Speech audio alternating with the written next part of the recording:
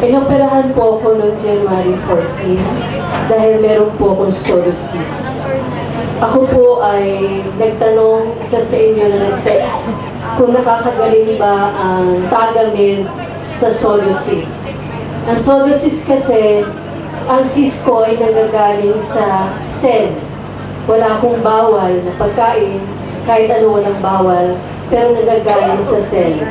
So sabi ko, Panginoon, walang ibang makakagaling sa akin kundi ikaw. Tapos nung first ultrasound ko, dala ko po, noong February 17, ang sabi, bumalik ulit yung cyst ko after a month na inoperahan ako. Ang size po niya ay 6.5 cm. That's February 17. Nung February 18, umiiyak ako, Lord, anong gagawin ko? Wala naman binigay na gamot. Kahit anong gamot, walang binigay sa akin. Kasi it's a psoriasis nga. Nakinig ako sa radyo, napakinggan ko yung Tagamet. Sabi ko, Lord, ito ba ang gusto mong ibigay sa akin gamot? Dahil wala namang gamot na binigay sa akin ng doktor.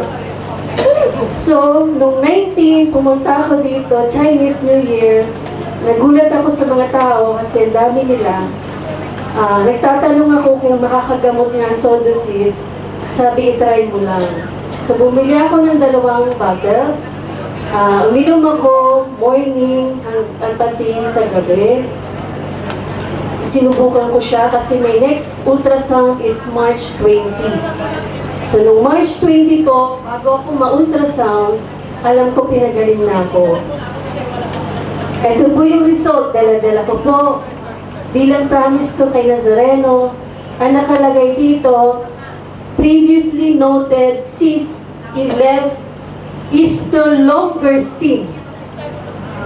From 6.5 cm. Ngayon po, hindi na nila makita. Sa ultrasound. Dapat tayong kamay.